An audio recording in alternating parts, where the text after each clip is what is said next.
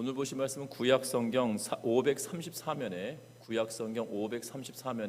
열왕기상 12장 1절로 12절 말씀입니다. 열왕기상 12장 1절부터 12절 말씀까지 제가 한 절 읽고 여러분들은 한 절 읽고 교도감에 읽도록 하겠습니다. 열왕기상 12장 1절부터 12절 말씀입니다. 한 절씩 교도감에 읽도록 하겠습니다. 르호보암이 세겜으로 갔으니 이는 온 이스라엘이 그를 왕으로 삼고자 하여 세겜에 이르렀음이더라.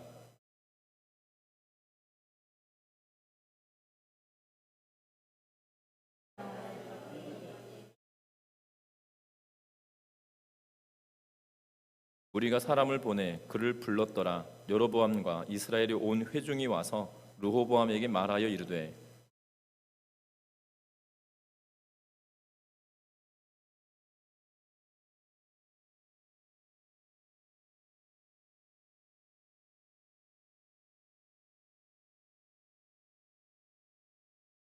르호보암이 대답하되 갔다가 3일 후에 다시 내게로 오라 하매 백성이 가니라.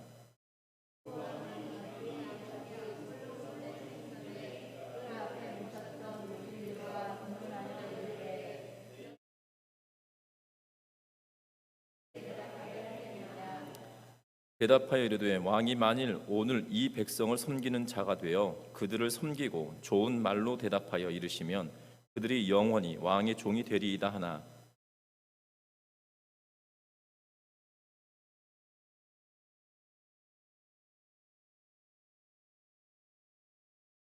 이르되 너희는 어떻게 자문하여 이 백성에게 대답하게 하겠느냐. 백성이 내게 말하기를 왕의 아버지가 우리에게 매운 멍에를 가볍게 하라 하였느니라.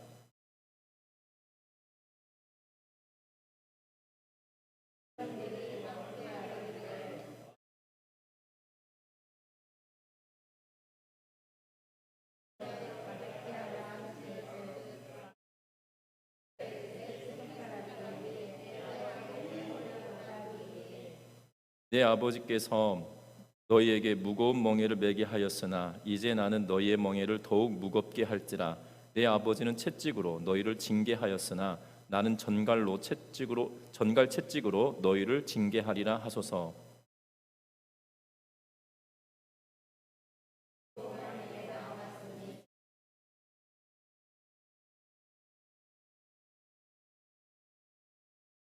아멘. 우리 서로 인사 나누고 말씀 나누겠습니다. 사랑하고 축복합니다. 오늘 방송이 계속 원활하지 못해서 죄송합니다. 오늘 말씀은 선택할 때라고 하는 제목으로 말씀을 나누려고 하는데요. 만약에 여러분들이 선택의 기록에 서서 고민하고 있다면 세상의 모든 고민은 이런 어려움은 관계로부터 비롯된다는 말이 있다고 합니다. 다시 말하면 여러 가지 어려움의 문제들, 선택의 기로에 있다라면 그것은 관계 때문에 오는 경우들이 대부분이다라고 말하고 있다는 거죠. 예를 들자면 이런 겁니다. 어떤 결정을 할 때 이 물건을 살 때도 마찬가지고 이 물건을 살 때도 좋은 것을 선택하는 그러한 것이 있겠지만 누구와 거래를 하느냐에 따라 달라지는 것을 보게 되죠. 값싸고 좋은 것을 선택하는 기준이 우리에게 있는데 어느 순간 보면 내가 자주 가던 그곳에 가서 거래를 하고 있는 것을 보게 됩니다.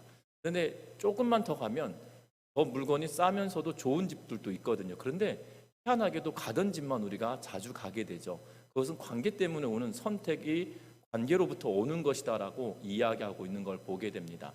그래서 사람들은 이 관계를 중시하게 여기고 선택에 이 관계라고 하는 것이 굉장히 큰 영향을 미치고 있어서 이 관계를 맺어가는 데 있어서 필요한 것은 자기 자신이 어떤 상태에 있느냐에 따라 달라진다라고 이야기하며 이 관계, 다시 말하면 선택의 기로의 관계의 문제에 있어서만큼은 바로 내 자신이 굉장히 중요한 역할을 감당한다라고 이야기하고 있는 것을 보게 됩니다. 그래서 우리가 무엇인가 선택을 하고 바른 선택을 할 때, 지금 이 선택이라고 하는 것은 앞에서도 말씀드렸지만 관계 속에서 나타나는 선택을 이야기하고 있는 것이에요. 그래서 그 선택을 할 때 잘 선택하고 바르게 선택할 수 있도록 하기 위하여 필요한 것이 있다라고 이야기합니다. 첫 번째는 무엇이 필요하다라고 이야기하냐면 자기의 이 마음 상태를 평온하게 만들기 위해서는 글을 써보라라고 이야기를 하고 있는 것을 보게 됩니다. 여러분들 글쓰기 하면 되게 싫거든요. 귀찮고. 그런데 이 사람들은 이 책에서 뭐라고 이야기하고 있냐면, 어떤 형태를 갖추지 말고 그냥 내 생각이 떠오르는 대로 그냥 막무가내로 한번 써보라는 것입니다. 그리고 누군가 의식할 필요도 없고 내가 지금 내 마음속에 생각이 드는 대로 이렇게 써보라는 것이지요. 그리고 나서 내 마음속으로 들어가서 내가 이렇게 글을 썼던 이유가 무엇인지 한번 살펴보라고 이야기하고 있는 것을 보게 됩니다.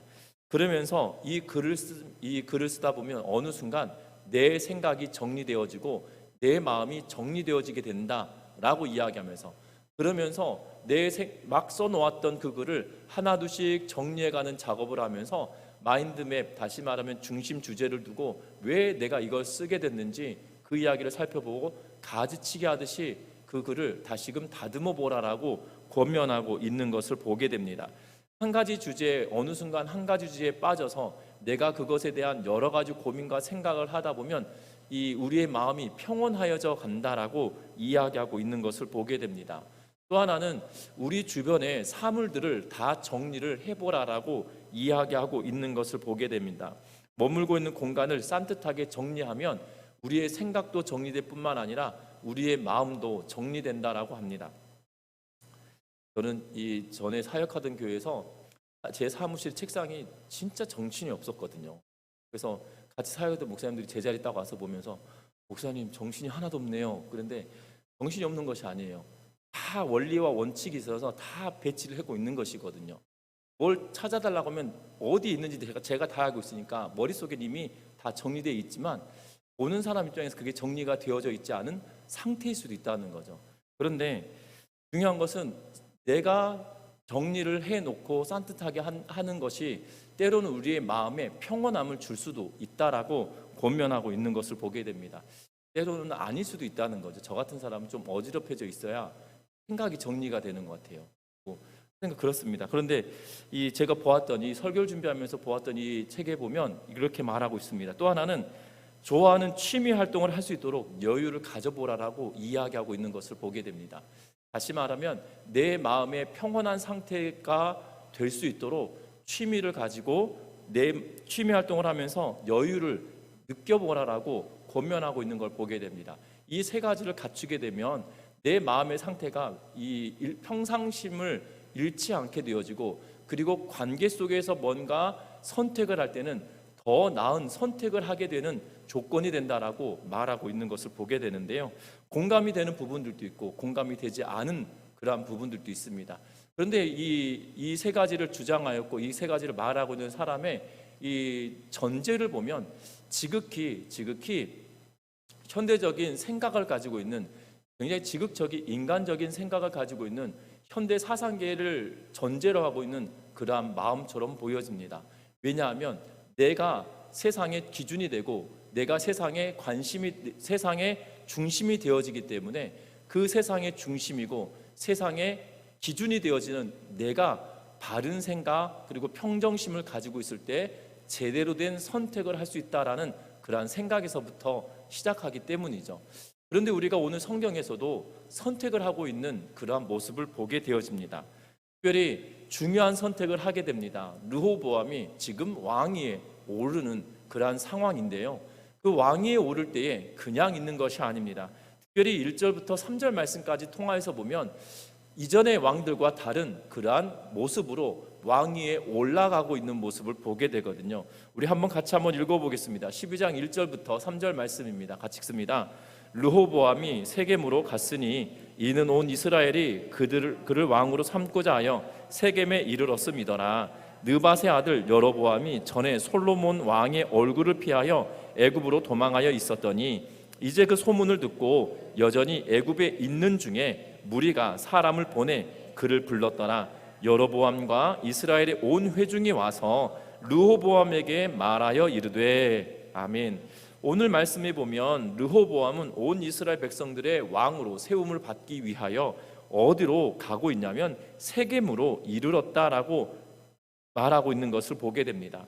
여러분들 다윗이나 솔로몬은 백성들이 자발적으로 왕의 고향으로 와서 그 왕을 고향으로 와서 그를 모셔다가 왕으로 세겜으로 데려다가 이 왕으로 세우는 그러한 모습을 보게 됩니다. 세겜으로 데려온 게 아니고 그 왕이 고향으로 와서 세움을 받게 하고 있는 것을 보게 되어져요.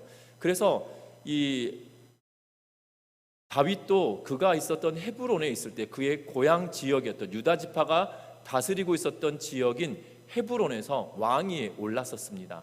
북이스라엘은 베냐민의 후손 사울의 후손들이 왕으로 통치를 하고 있었던 때에 전쟁을 하던 그 순간에 어느덧 7년이라고 하는 시간이 지나서 이스라엘의 이 장로들이 내려와서 다윗을 왕으로 이스라엘의 통일된 왕국의 왕으로 삼고 있는 그러한 모습을 보게 됩니다.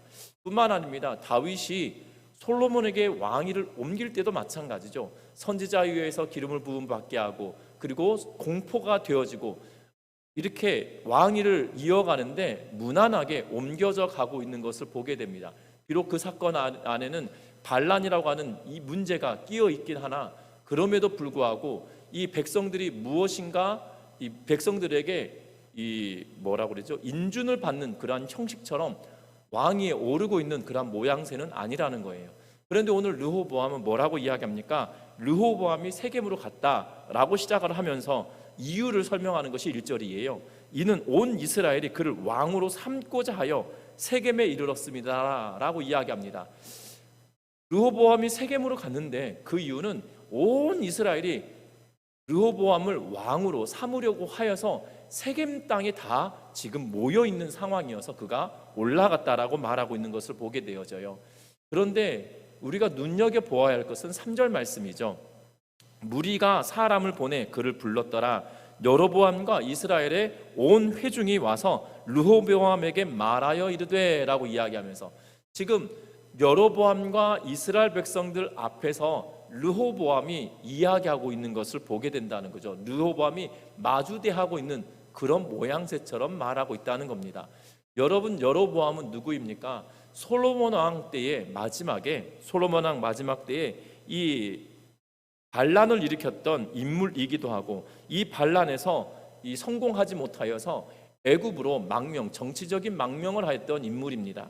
그래서 2절에서 설명하고 있죠. 솔로몬 왕의 얼굴을 피하여 애굽으로 도망하여 있었더니라고 이야기하면서 솔로몬 때에 반란을 일으켜서 도망하여서 정치적 망명을 애굽에서 하였던 사람이고 솔로몬이 죽고 난 이후에 그 사람을 지금 불러서 무리가 그를 보내서 데려왔다라고 지금 말하고 있다는 거예요. 여러분들 르호보암은 여로보암을 알까요? 모를까요? 르호보암이 여로보암을 아는 사람일까요? 모르는 사람일까요? 여러분들 잘 아셔야 되는 건요, 이 르호보암의 나이가 몇 살이냐면 40대인 것을 보게 되어집니다. 르호보암이 왕에 오르는 14장 21절에 보면 뭐라고 기록하고 있냐면 솔로몬의 아들 르호보암이 유다의 왕이 되었으니 르호보암이 왕위에 오를 때의 나이가 41세라 라고 기록하고 있어요. 솔로몬은 왕을 통치를 몇 년간 했습니까? 40년간 했거든요. 그러면 이 우리나라 표현으로 우리나라 표현을 빌리면 돌될 쯤에 르호보암이 돌될 쯤에 솔로몬이 왕이 된 거죠. 그러니까 그가 성장하는 과정에 솔로몬이 통치하는 과정을 그가 다 겪으면서 살아왔기 때문에 여로보암을 아는 그러한 인물인 거죠. 르호보암이 여로보암을 알 수 있다는 사실을 우리는 기억하게 됩니다. 왜냐하면 솔로몬의 말년에 마지막 반란을 일으켰던 인물이 여로보암이고 그리고 여로보암이 반란에서 실패하여서 애굽으로 정치적인 망명을 하고 있었던 것은 누구나도 알 수 있었던 사실일 것이고 또한 르호보암은 왕자로서 삶을 살아갔기 때문에 이 상식적으로 보면 이미 알 것 같은 상황이에요. 그런데 지금 어떻게 하고 있습니까? 여로보암이 이스라엘 백성들 앞에서 마치 대표자인 것처럼 지금 따져 묻고 있는 그러한 모양새로 지금 말하고 있다는 거예요. 어떻게 보면 지금 르호보암은 이 관계 속에서 선택을 해야 되는 그러한 상황에 놓여져 있는 것을 보게 됩니다. 그러면서 질문을 던집니다. 뭐라고 이야기하냐면 백성들이 그에게 말하고 있는 것을 보게 되고 3일의 말미를 주면서 이야기를 하고 있는 것을 보게 되는데요. 저와 여러분들 오늘 본문의 말씀을 통해서 믿는 자들, 그리스도인들은 그러면 어떠한 상태로 우리가 선택을 해야 되는지, 그 선택의 기준들을 한번 삼아 보려고 합니다. 앞에서는 서론에서 말했던 것처럼, 앞에서 말씀드린 것처럼 굉장히 지극하게 현대적인 사상 체계를 기초로 하여서 내가 삶의 기준이고 내 삶의 중심이 나다라고 하는 생각으로부터 시작되어서 이 평가를 내리고 세 가지 이야기를 했다라고 한다면, 오늘 본문 우리의 말씀을 통하여서는 그리스도인으로서 하나님의 말씀 우리에게 선택을 할 때, 관계에서 선택을 할 때 무엇이 기준이 돼야 되는지 우리에게 말해주고 있다는 겁니다. 첫 번째는 4절과 5절 말씀 같이 한번 읽어봅니다. 4절과 5절 말씀입니다. 같이 읽겠습니다. 왕의 아버지가 우리의 멍에를 무겁게 하였으나 왕은 이제 왕의 아버지가 우리에게 시킨 고역과 매운 무거운 멍에를 가볍게 하소서. 그리하시면 우리가 왕을 섬기나이다. 르호보암이 대답하되 갔다가 3일 후에 다시 내게로 오라 하매 백성이 가니라. 아멘. 지금 백성들이 르호보암에게 뭐라고 요구합니까? 왕의 아버지가 우리의 멍에를 무겁게 했었다. 그리고 왕은 이제 왕의 아버지가 우리에게 시킨 고역과 매우 무거운 멍에를 가볍게 해달라라고 이야기하고 있는 것을 보게 됩니다. 여러분들 10장 14절 말씀에 보면 솔로몬의 때에 세금이 얼마나 많이 거쳤는지, 금이 666달란트, 1년의 세금으로 666달란트의 금을 얻었다라고 말하고 있는 것을 보게 됩니다. 666달란트라고 이야기하고 있기 때문에 굉장히 많은 세금을 거둬들였거든요. 매년 그 정도의 금, 666달란트의 금을 이 세금으로 받았음을 이야기하고 있는 걸 보게 됩니다. 그것이 단순히 이스라엘 백성들에게 이 세금을 거뒀다라면 아마 그게 고역일 것입니다. 그런데 성경을 잘 살펴보면 오빌로부터 금을 실어오기도 하고 주변 국가들이 조공을 바치기도 하고, 그래서 뭐라고 평가하고 있냐면 은을, 또한 금을 땅의 모래, 땅의 이 돌멩이보다 더 우습게 여길 만큼 그렇게 평온하였고 풍요로웠던 땅이었다라고 이야기하고 있는 것을 보게 돼요. 그런데 오늘 본문에 보니까 뭐라고 이야기합니까? 왕의 아버지 솔로몬은 우리를 너무 힘들게 했다라고 말하고 있는 거죠. 솔로몬은 그가 통치하던 시기에 하나님께 지혜를 구하고 하나님께서 도와주시기를 구하고 나아갔던 그에게는 하나님께서 지혜를 주시고 명철함을 주시고 총명함을 주셔서 그에게 지혜만 주신 것이 아니라 부와 명예도 그에게 함께 주셨다라고 말하고 있는 걸 보게 되어져요. 그런데 그가 하나님을 떠나고 난 이후의 삶은 조금 달라진 것 같습니다.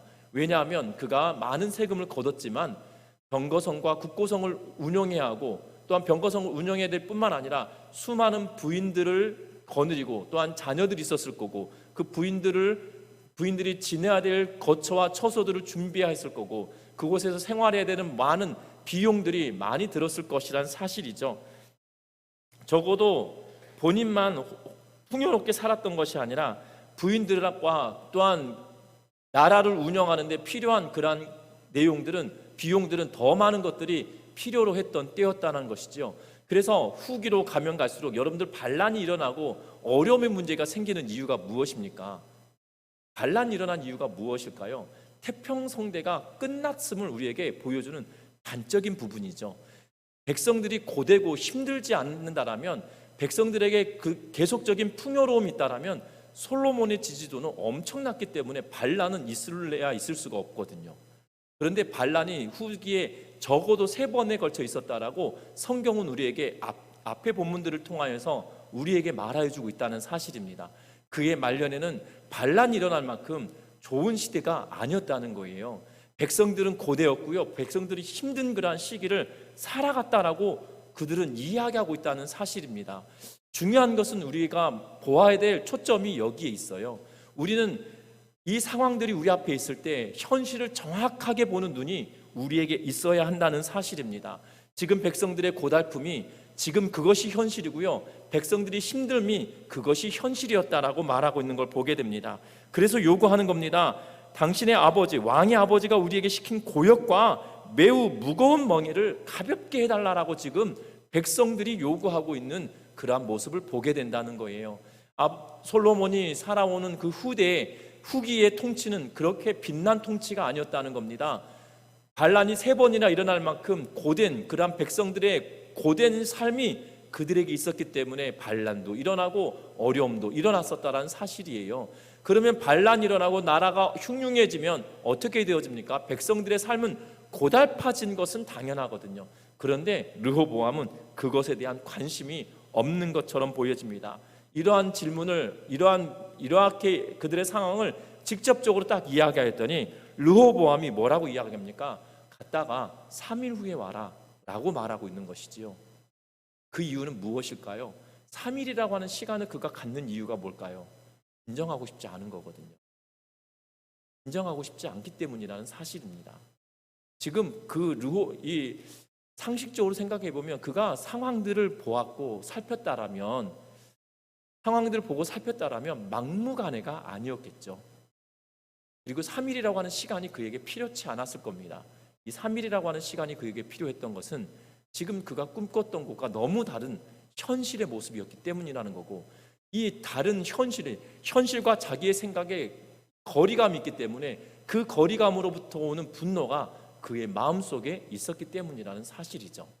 그 마음속에 거리감으로 오는 그 마음속의 분노가 있기 때문에 그 분노의 시간을 삭힐 수 있는 시간이 3일이라고 하는 것을 달라라고 지금 요구하고 있는 것처럼 보여진다는 사실입니다. 저와 여러분들도 마찬가지입니다. 우리가 관계 속에서 무엇인가 선택을 해야 되는 그러한 상황이 놓인다라면 우리는 기억해야 할 것입니다. 무엇을 기억해야 합니까? 현실을 정확하게 보는 눈이 필요로 한다는 거예요. 이 현실을 보는 눈이 정말 필요로 하는데요. 왜 현실을 보는 눈이 필요했나라고 말씀드리냐면, 지금 백성들의 고달픔만 이야기하고 있는 것이 아니라 지금 이스라엘 백성들 앞에 지금 누가 서 있는 거예요? 반란을 일으켰던 여로보암이 그 앞에 딱 서 있어서, 이스라엘 백성들 앞에 딱 서 있어서 당신이 무슨 말을 할 것인지 이야기해달라고 지금 눈 똑바로 뜨고 이야기하고 있는 거거든요. 지금 그럼 무슨 의미예요? 우리가 요구하고 우리가 원하는 것이 아니면 뭐 하겠다는 거예요? 우리는 당신으로부터 돌아서겠다. 이 여로보암과 함께 우린 돌아서겠다라는 의미를 내포하고 있는 거죠. 솔로몬 왕 때 반란을 일으켰던 그 반란의 수장이었던 여로보암을 데려다가 지금 이스라엘 백성들이 데려왔다라고 3절 말씀에 이야기하고 있어요. 무리가 사람을 보내 그를 불렀더라 라고 이야기하고 있거든요. 그러면 이스라엘의 지도자들은 북이스라엘의 지도자들은 그를 데려와서 지금 뭐 하고 있냐면 우리의 대표자로 그를 내세워 놓고 있다는 거예요. 지금 반란을 한번 일으켰던 그를 앞에 내세우는 이유가 무엇이겠습니까? 여차하면 이 사람과 함께 우린 다 떠날 거다라고 지금 협박하며 이야기하고 있거든요. 그런데 그것에 대하여 즉답을 해주지 못하고요, 현실 파악이 되지 않고요, 상황이 제대로 파악되지 않은 그러한 르호보암의 모습을 보게 된다는 겁니다. 우리들도 마찬가지입니다. 내 삶과 내 생각이 나를 지배하고 있으면 어느 순간 현실에 대하여서 무감각해지게 되고요, 현실을 파악하지 못하게 되어질 때가 너무나도 많게 되어진다는 겁니다.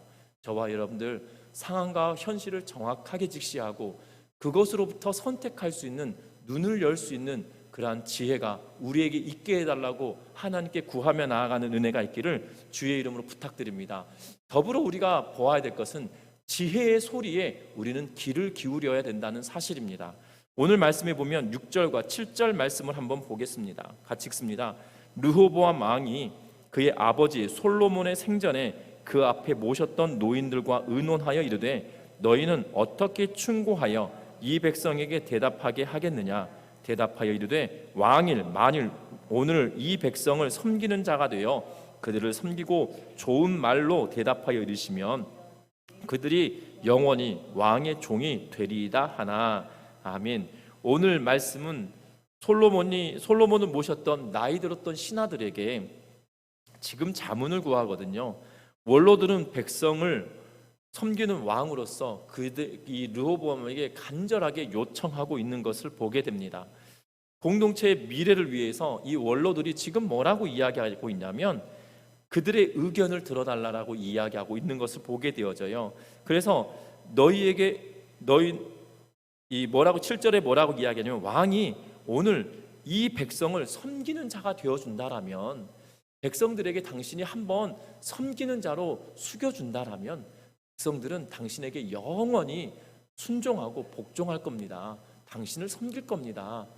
이들이 말하는 것을 한번 들어주시지요 라고 하며 말하고 있는 것을 보게 됩니다. 이것이 지혜의 소리처럼 들려집니다. 왜 그렇습니까?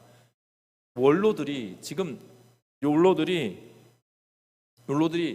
살아오는 동안에 역사를 알고 있고요, 상황을 알고 있고요, 그리고 그들이 살아왔던 삶을 알고 있고 백성들의 실태를 그들이 알고 있기 때문이죠. 그리고 그들이 역사 속에 위대한 왕들은 결국 겸손할 때 그들이 왕이 든든하게 세워져 갔음을 성경을 통하여, 그들의 역사를 통하여 이미 알고 있다는 사실입니다. 사울이 언제 왕위에 오르게 되었습니까? 그가 겸손하였을 때 왕위에 올랐음을 성경은 이야기하고 그들의 역사는 그들에게 말하고 있는 것을 보게 됩니다. 사울의 말로가 어떻게 됩니까? 그가 겸손함을 잃어버리고 하나님을 겸손하게 섬기지 않았기 때문에 결국 그의 말로는 처참했었던 것을 그들의 역사는 이야기하고 있다는 겁니다. 다윗 또한 겸손히 하나님의 앞에 겸손하게 나아갔던 것을 분명하게 우리에게 보여주고 있거든요. 또한 솔로몬도 마찬가지였습니다. 솔로몬도 하나님께 겸손한 모습으로 하나님, 나는 어린 자입니다 라고 이야기하고 있거든요. 그래서 이 큰 민족 이스라엘을 내가 감당할 깜냥이 되지 않습니다 라고 이야기했던 그 겸손함이 솔로몬에게 있었습니다. 우리는 솔로몬이 왕이 오를 때 어린 나이였을 거다라고 우리는 추측합니다. 왜냐하면 솔로몬이 나는 어리기 때문이다라고 말했기 때문에. 또한 그리고 만화 영화나 드라마나 또 영화 같은 걸 보면 솔로몬이 하나님께 나아갔던 장면들을 보면 이 어린 왕인 것처럼 비춰질 때가 참 많아요. 그런데 앞에서도 설명드렸지만 골덴 아이를 데리고 있었던 아버지였던 거죠. 골덴 아이를 데리고 있었던 아버지였던 사람입니다. 그러하기에 이 신체적인 나이로 보면 젊은 나이다, 어린아이와 같은 나이다라고 말할 수 없어요. 그런데 그가 어떠한 상태입니까? 겸손하게 나아갔던 모습이죠. 지금 원로들이 뭐라고 이야기합니까? 겸손하게 백성들 앞에 서십시오. 이제 시작이지 않습니까? 사울도 시작은 겸손하게, 다윗도 시작도 겸손하게, 솔로몬도 시작도 겸손하게 시작했던 그들이었거든요. 그때 그 이후로 백성들은 그를 섬겼던 것을 보게 된다는 겁니다.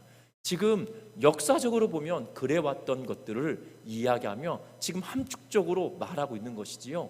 그래서 르호보암 왕이여, 당신이 한번 백성들에게 겸손하게 나아간다라면 백성들은 당신이 치세하는 동안에 당신을 섬길 겁니다라고 지금 말하고 있다는 거예요.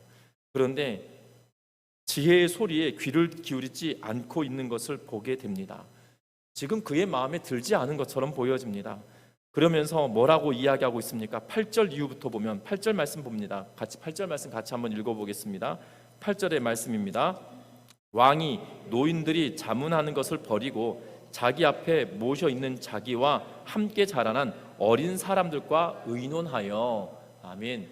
오늘 본문의 내용을 통하여서 보면 어린 사람들, 자기와 자란 어린 사람들이다라고 말하기 때문에 육체적으로 굉장히 어릴 거다라고 우리는 본문에 생각하지만 앞에서도 말씀드렸던 것처럼 14장 21절 말씀을 통해서 보면 그는 어린 나이가 아니고요, 41살, 41세에 되는 이 불혹의 나이다라고 불리는, 어떤 유혹도 이겨낼 수 있는 나이다라고 하는 불혹의 나이는 40살, 41살이거든요.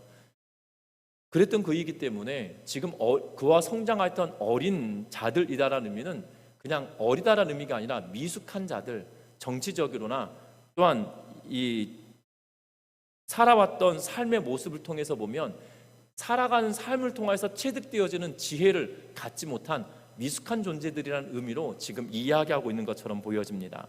육체가 젊다라는 의미가 아니라, 육체가 어리다라는 의미가 아니라 정신적이고 정치적이고 또한 이 완숙되지 않은 그러한 모습들이 그에게 있다라는 의미로 받아들일 수 있다라는 사실이죠. 그들이 뭐라고 이야기합니까? 함께 자라난 소년들이 왕에게 10절 말씀에 이렇게 이야기합니다. 뭐라고 이야기하냐면 함께 읽어봅니다. 함께 자라난 소년들이 왕께 아뢰어 이르되 이 백성들이 왕께 아뢰기를 왕의 부친이 우리의 멍에를 무겁게 하였으나 왕은 우리를 위하여 가볍게 하였은즉 왕은 대답하기를 내 새끼 손가락이 내 아버지의 허리보다 굵으니 내 아버지께서 너희에게 무거운 멍에를 매게 하였으나 이제는 나는 너희의 멍에를 더욱 무겁게 할지라. 내 아버지는 채찍으로 너희를 징계하였으나 나는 정갈 채찍으로 너희를 징계하리라 하소서라고 이야기하면서 솔로몬 왕에게 담아주는 그들의 말을 르호보암의 입에 담아두는 말을 뭐라고 이야기하냐면 내 새끼손가락이 아버지의 허리보다 굵다. 그리고 나는 그래서 더 강력하게 통치하겠다. 그래서 내 아버지 솔로몬은 채찍으로 너희를 다스렸다라면 나는 전갈채찍으로 다스릴 거다. 여기서 전갈채찍에 대한 해석이 여러 가지가 있는데 첫 번째는 진짜 전갈이 사람들을 쏘듯이 전갈이 사람을 쏘아서 죽이듯이 그러한 독한 마음으로 너희를 다스리겠다는 의미가 있고요.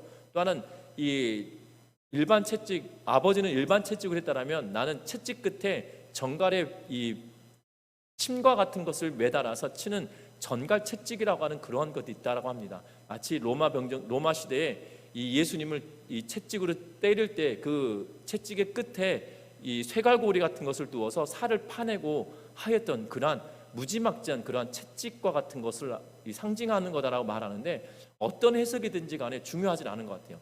중요한 것은 뭐냐면 강력하게 통치하겠다는 의미를 두고 있는 것이지요.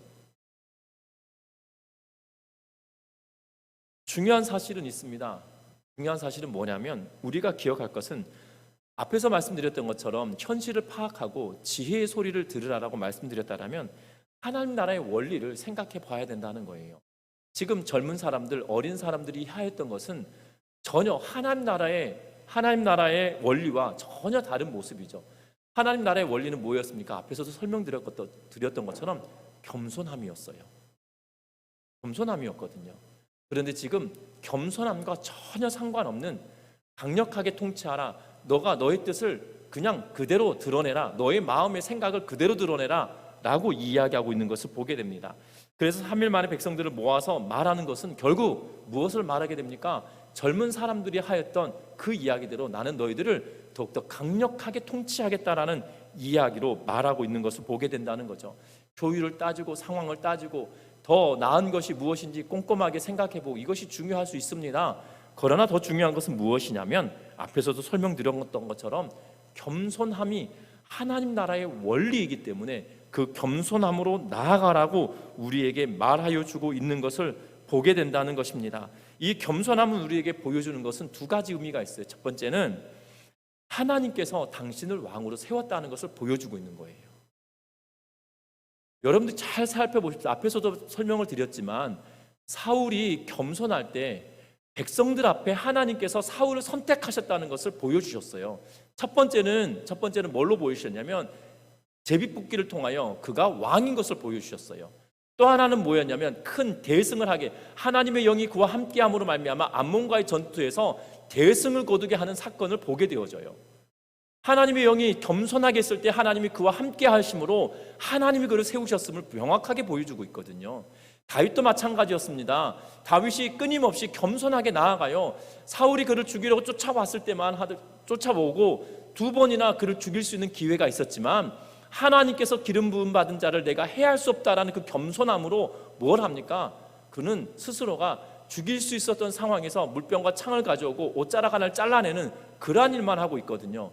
그리고 옷자락을 잘라내면서 그가 굉장히 애통해하죠. 내가 죄를 범할 뻔했다라고 하면서 그 겸손함이 결국 무엇을 낳습니까? 하나님이 그를 택하였다는 사실을 보여주고 있는 것을 보게 되어져요. 솔로몬도 마찬가지였죠. 그가 하나님 앞에 겸비하게 나아갔더니 무엇을 보여주십니까? 그래, 너가 지혜를 구하니 내가 너에게 명예도 주고 부도 주고 내가 너에게 모든 것을 주겠다고 하시면서 하나님이 그를 세우셨음을 명확하게 보여주는 사건이 동반되어지고 있는 것을 보게 되어져요. 겸손함은 그냥 있는 것이 아니죠. 겸손함은 하나님께서 그를 선택했다, 그를 택하여서 왕으로 세우셨다는 것을 보여주는 일을 하게 되는데 지금 그것에 대하여서 아무것도 보여주지 않는다는 거죠. 또 하나 그가 겸손하게 나아간다는 것은 결국 공감과 애정이 그에게 있다라는 사실을 보여주고 있다는 것입니다. 여러분들 예수님께서 이 땅에 인간의 몸을 입고 이 땅에 성육신하신 이유가 무엇인가요? 겸손하게 그가 하나님의 자리를 버리고 겸손하게 종의 신분을 취하셨던 이유는 겸손함뿐만 아니라 바로 이 땅에 살아갔던 저와 여러분들의 삶을 체휼하고 체득하고 몸으로 직접 겪어보시기 위하여 이 땅에 오셨다는 거죠. 그 이유가 무엇입니까? 공감과 하나님께서 친히 우리를 사랑하심을 보여주는 사건이거든요. 그거 아니겠습니까? 그런데 겸손함이 그에게 찾아볼 수 없는 거예요. 하나님 나라의 원리는 겸손하게 나아감으로 하나님이 그를 세우셨음을 보여주는 것이 원리이고요. 그리고 애정과 공감함이 그 가운데 있는 것이 겸손함으로 대변되어진다는 거죠. 여러분도 기억하셨으면 합니다. 우리가 관계를 통한 선택을 할 때 바로 다른 것이 아니라 현실을 보고 지혜자의 말들을 귀담아 듣고, 그리고 성경의 원리는 겸손함으로 그것을 바라보고 나아가는 그러한 삶이 저와 여러분들에게 있기를 주의 이름으로 부탁드립니다. 말씀을 맺으려고 합니다. 화려한 영광 뒤에는 가중된 세금과 고된 노역이 있었습니다. 솔로몬의 말년에 화려함이 있었거든요. 그 화려함은 결국 백성들의 고역으로 인한 그런 화려함이었다는 거죠. 그러나 르호보암은 그것을 외면해 버리고 있는 것을 보게 됩니다. 마음의 소리에, 다시 말하면 이 상황 속에서 보여지는 그가 행해야 될 길이 분명히 보임에도 불구하고 그는 그것을 외면해 버리고 있는 것을 보게 되죠. 다른 결정을 함이 아니라 그가 외면해 버린 내 욕심과 내 욕망이 원하는 그것을 선택함으로 인하여 그가 패착의 길을 걸어가고 있는 것을 보게 된다는 겁니다. 우리들도 마찬가지입니다. 우리가 관계 속에서 무엇인가 선택해야 할 때 나는 지금 바른 길을 선택하려고 준비하고 있는가 한 번씩 돌이켜 보셨으면 좋겠습니다. 그 선택을 할 때 이러한 기준이 없다라면 이것을 기준으로 삼아서 우리의 삶 가운데 정말 하나님의 은혜가 있는, 하나님의 기쁨이 우리에게 주어지는 그러한 선택의 길을 걸어가는 우리 모두가 되시기를 주의 이름으로 부탁드립니다. 그래서 우리가 선택할 때 그 선택이 잘못된 것이 아니라 선한 것이 됨으로 인하여 우리와 함께 있는 모든 이들에게 기쁨과 감사의 길을 열어가는 우리 전미중앙교회 모든 성도님들 되시기를 주의 이름으로 부탁드립니다. 기도합니다.